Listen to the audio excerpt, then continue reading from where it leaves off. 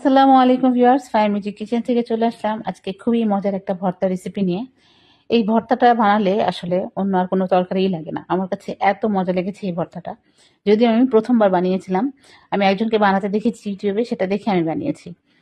তো প্রথমে এখানে কালি জিরা আর জিরা লাগবে এই ভর্তাটা বানাতে, সেটা আমি একটা শুকনো হাঁড়িতে টেলে নিয়েছি। তারপরে যে পাতাটা ভর্তা করব, আপনারা কি বলতে পারবেন এটা কিসের পাতা?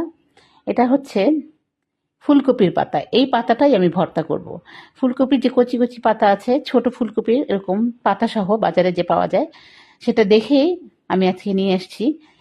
কারণ রেসিপিটা দেখে আমার খুব খেতে ইচ্ছে করছিল, সেজন্য আমি আজকে পেলাম সামনে, তাই নিয়ে আসলাম। এই যে পাতাগুলো সব আমি কুচি কুচি করে কেটে নিয়েছি, কেটে নিয়ে ধুয়ে পরিষ্কার করে নিয়েছি পানি ঝরিয়ে। এরপরে যেই কড়াইতে আমি জিরা এবং কালো জিরা টেলে নিয়েছিলাম, সেই কড়াইয়ের মধ্যে পাতাটা দিয়ে দিলাম, কুচি করা পাতা, একটু তেল, একটু পানি দিব, একটু লবণ দিব সামান্য, আর হচ্ছে বেশি করে কাঁচামরিচ দিব, একটু ঝাল ঝাল করে বানাবো। এটা কাঁচামরিচ দিয়ে বানালেই বেশি ভালো লাগে। আর দিয়ে দিয়েছি কিছু রসুন কুচি। এটা এখন ঢাকনা দিয়ে ঢেকে বেশ কিছুক্ষণ রান্না করব, যতক্ষণ না পানিটা শুকিয়ে যায় এবং সেই পাতাটা এই সিদ্ধ হয়ে যায়, এই ফুলকপির পাতাটা। নেড়ে চেড়ে দিচ্ছি আমি যত এটা ঢেকে দেওয়ার পরে যখন এটা পানিটা শুকিয়ে একদম ভাজা ভাজা হয়ে যাবে, এই তো ভাজা ভাজা হয়ে যাবে, তখন এটা আমি চুলা থেকে নামিয়ে নিব। আর প্রথমেই যে আমি কালো জিরা এবং জিরা, কালো জিরার পরিমাণটা একটু বেশি দিয়েছিলাম, জিরাটা অল্প দিয়েছিলাম, ওটা আমি তেলে রেখেছিলাম। তো এই পাতাটা এখন আমি উঠিয়ে নিব। এরপরে এটা বেটে নিব আমি।